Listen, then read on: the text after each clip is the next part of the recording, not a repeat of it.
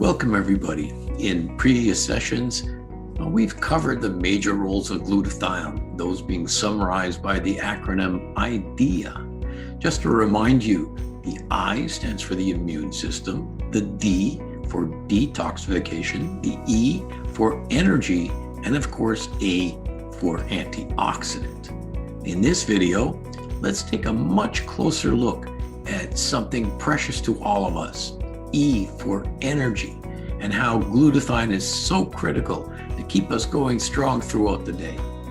If you want to get more into the topic, feel free to read the chapter on glutathione and energy in my latest book.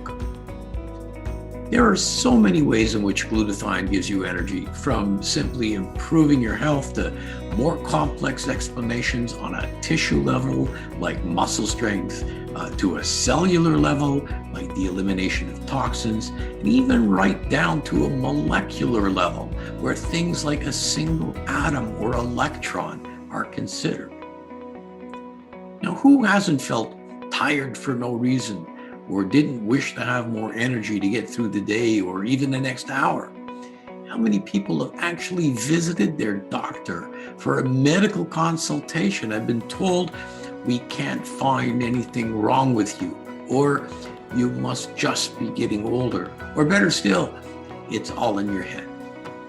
All of these at times may be true, but as science and research has taught us over the past little while, we absolutely need to consider glutathione as part of the process.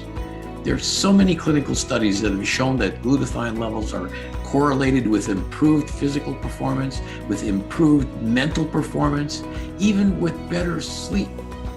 But we're going to go much deeper into the actual mechanisms today by which our body, our very cells, derive their energy. So a little biology lesson would be appropriate here. Our body is made up of specialized parts like skin, bones, lungs, liver.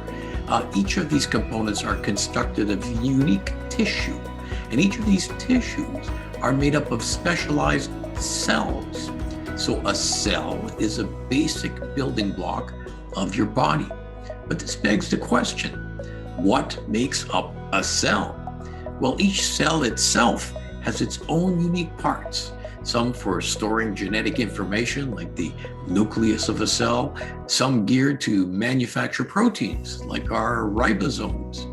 So is there a cellular machine devised to produce energy?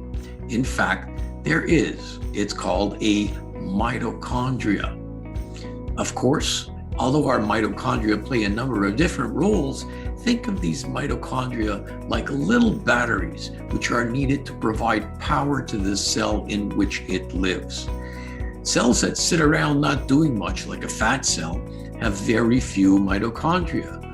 Liver cells, which are actively metabolizing biochemicals 24/7, can have thousands of mitochondria because they require more energy.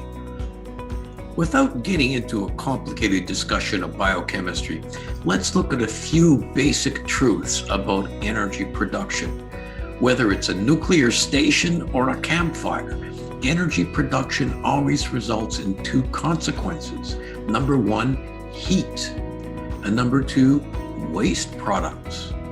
Consider a gasoline engine. It requires water cooling, or the engine will eventually overheat, and it requires an exhaust to carry away the burnt fuel. Our mitochondria are not dramatically different.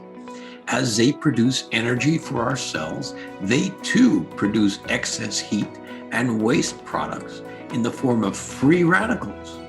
Just to remind you, a free radical is what causes oxidative stress, and we've learned in the past that the major substance in our body that fights oxidative stress is our good friend, glutathione.